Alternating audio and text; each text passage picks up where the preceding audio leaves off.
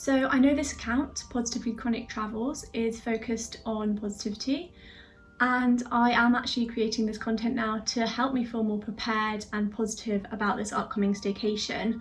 But the reality is I've actually been feeling super anxious about going on this trip, as there are so many factors to consider when you have a chronic illness. In this video, I am going to be providing you with packing lists and key things to consider and also overcome when going on a staycation-type weekend with friends and family. In this case, I am going with around 20 friends to the UK countryside for the bank holiday weekend.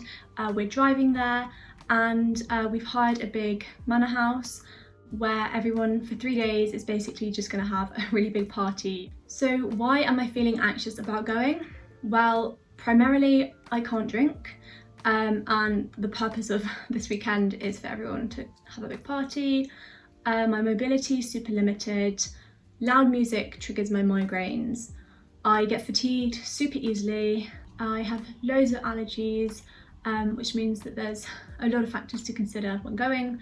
And then finally, I just feel, because of all of these factors, it kind of makes me feel really boring and incapable and no fun. And this just kind of makes my anxiety even worse. And so this is how I'm going to find solutions for all of these things. So primarily not being able to drink alcohol in a party type setting. What I'm doing is bringing along loads of alcohol-free alternatives. And when I say alcohol-free alternatives, I don't mean like sugary mocktails or juices or just water or fizzy drinks. I'm talking about alcohol-free spirits that have been specially created to give you to mimic the experience of drinking alcohol, but without necessarily the harmful effects of it. And I've actually got an alcohol-free drinks tasting with over 17 different options. If you do want to see that, I'll link it below. And then part of getting intoxicated or drunk is kind of just getting on like a different level. And if you're not completely sober, it's harder to get on that level.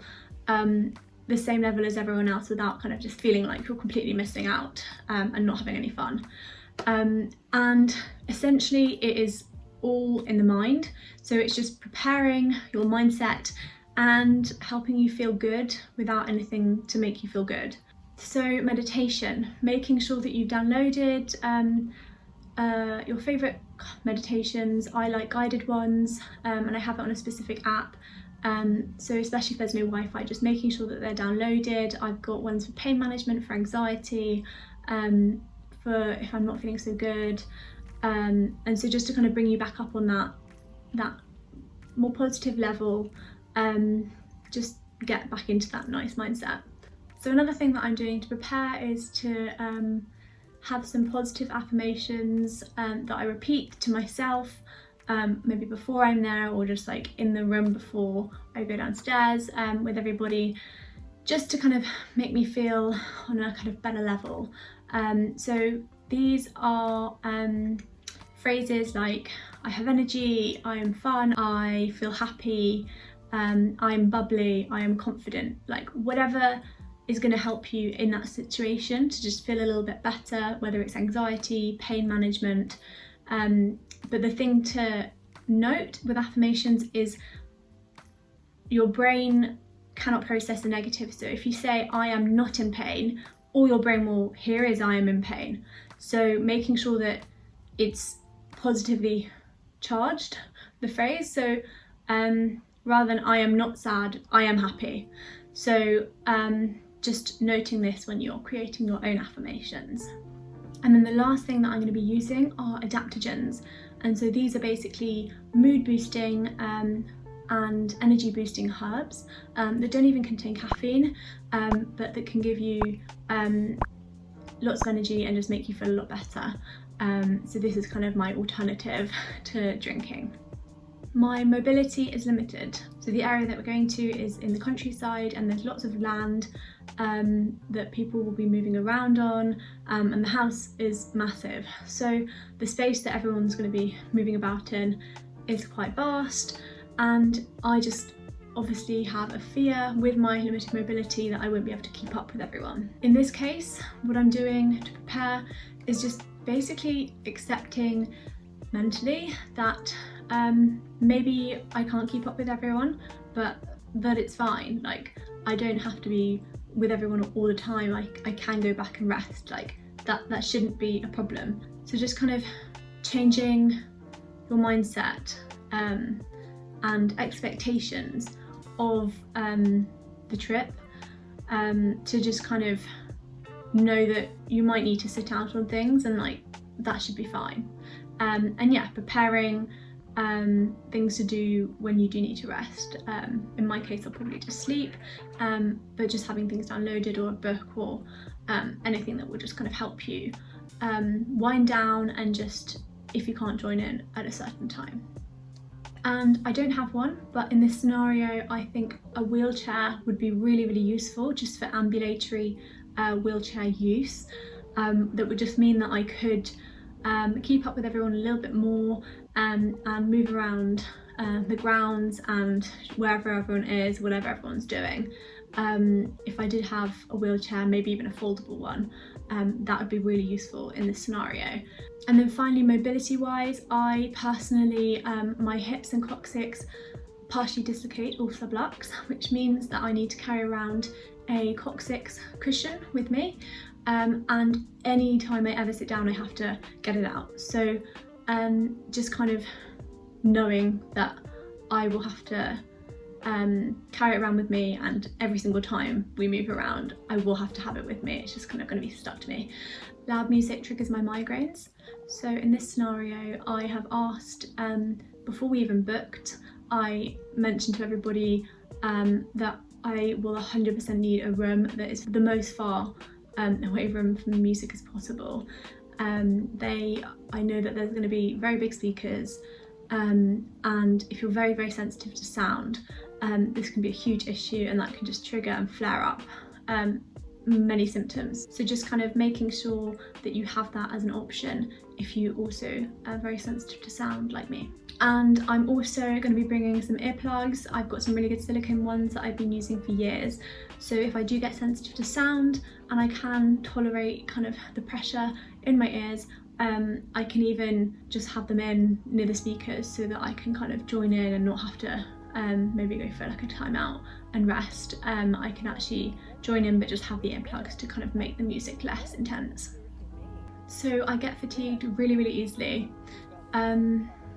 So the main thing that I would say, if you also get this, is to make sure that you pack and prepare well in advance of the trip, so that on the day before and the day that you leave, you're not frantically running around and using up loads of energy or spoons, but you are just literally resting, so that you can conserve all your energy the day before and the day that you leave for the trip. It's a staycation, so if you are driving there, if you're not getting public transport and you aren't the designated driver, then just having a pillow for your neck, so that when you do fall asleep in the car and just kind of nap to conserve energy there, that you're not kind of hurting your neck in the process, because when you're travelling you can obviously get a very, very sore neck from just falling asleep in funny positions. So this neck pillow is definitely amazing for that. And then something that's really great if you do have chronic fatigue for managing your energy levels is making sure that you've got lots of snacks, to mean that you aren't crashing or kind of getting low blood sugar, but then also making sure that you're not eating too many refined carbohydrates or sugars, so that your energy doesn't spike and then crash. So kind of making sure that all your snacks are lower sugar, and then also making sure that when you do eat, it's quite high protein, because that is the kind of diet that is best for managing fatigue. So if this kind of diet does help you, just sticking to that so that it can relieve your fatigue when you're there. So my allergies also really complicate everything with going on this staycation. So if you have food allergies, I would suggest that you prepare all your meals in advance and make sure that you've kind of planned exactly what you're going to eat, so that you've got it all ready and with you, because the likelihood is that if you've got lots of allergies, you won't really be cooking with everyone else. You can obviously eat with them so that you're not missing out, but just knowing that you'll probably have to prepare your meals separately, which I'm sure you're all used to if you do have food allergies. But also, if it's an event and you are going out to eat to restaurants, then just making sure that you've got allergy cards with you, with both the foods that you can eat and foods that you're allergic to, just to make it really, really clear to communicate to the kitchen all your allergies, because especially in front of a large group of people eating out, it can be quite awkward with allergies to communicate the allergies to them, especially if everyone's listening to the long list that you read out. So just kind of being able to give them a card and be more discreet about it can also help in a big social setting. And I've got all the templates for these assistance cards that I am linking below, and then the best thing to do is literally just cover them in sellotape if you want them to be really long lasting, and that will laminate them for ages. And then if you have allergies to lots of things in the environment, just making sure that you've got all your allergy medications. So for me it's kind of antihistamines and asthma inhalers, but then also making sure that you know the emergency number and have just maybe looked up the nearest hospital for just kind of absolute emergency scenarios. For example, in this case, I am allergic to animals. They are allowed animals there, so there might be a lot of triggers in the environment. For me, I'm also very allergic to chlorine, and there's a swimming pool and a hot tub. So what I'm going to do is mention to all my friends that I'm very allergic to chlorine, and just to kind of try and wash off and not get it everywhere, just to kind of minimise contact. And yeah, so those are my tips if you do have lots of allergies and you are going to go on a similar kind of trip. I often find that because of all these factors, I really worry that people will find me boring or incapable, and this just further increases my anxiety about going on a trip like this.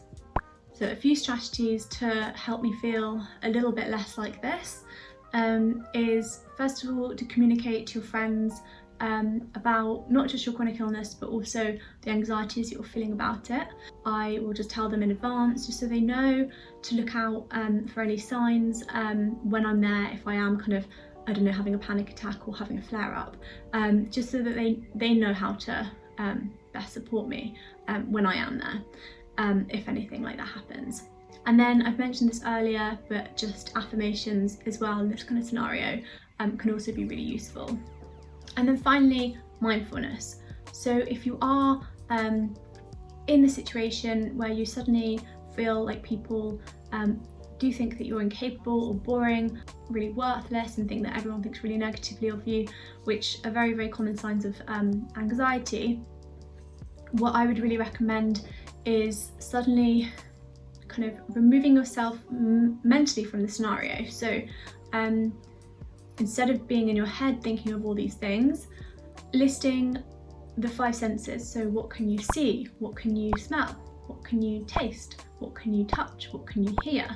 Noticing all of these senses will help you ground and feel a sense of presence, and just noticing what's around you will take you out of all the maybe negative thoughts in your head and just kind of calm you back down, just so that you can rationalise the situation and realise that no, everyone doesn't hate you, and it is just your anxiety kind of playing up on you. So I find mindfulness is really, really key in this kind of situation.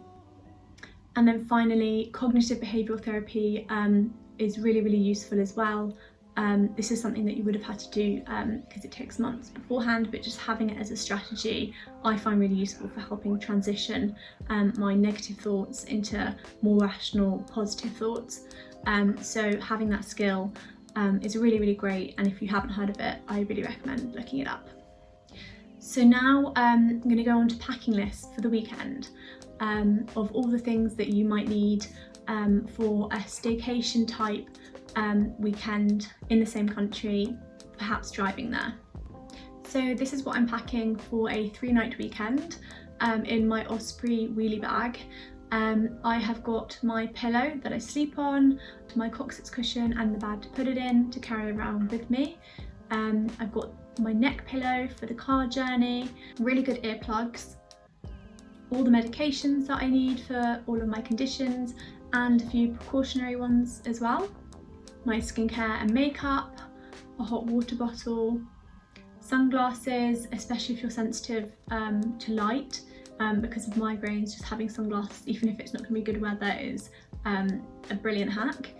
And then any drinks that you want to bring. So if you can't drink alcohol, this is the list of all the alcohol-free brands that I am bringing with me that were my favourites. But obviously this varies from person to person, so just kind of making sure you've got everything that you need to kind of make nice drinks, whether it's like lemons and limes or the juices to mix them with, etc. So that is everything that I am doing to prepare for the staycation weekend that I'm shortly going on with my friends. If you wanted to do something similar, whether it's for an event or like a big family get together, whatever it is, if you have a chronic illness and you want to do something similar, I really hope that this video and all these lists are really helpful to you to just give you more confidence about going. And I'd love to know your thoughts, so just let me know in the comments what you think, and if there's anything that you would add, anything that I haven't mentioned that could also be useful for other people, would be really great if you can also just jot it in the comments, and just let me know what you think. I really hope it's helpful and that you liked it.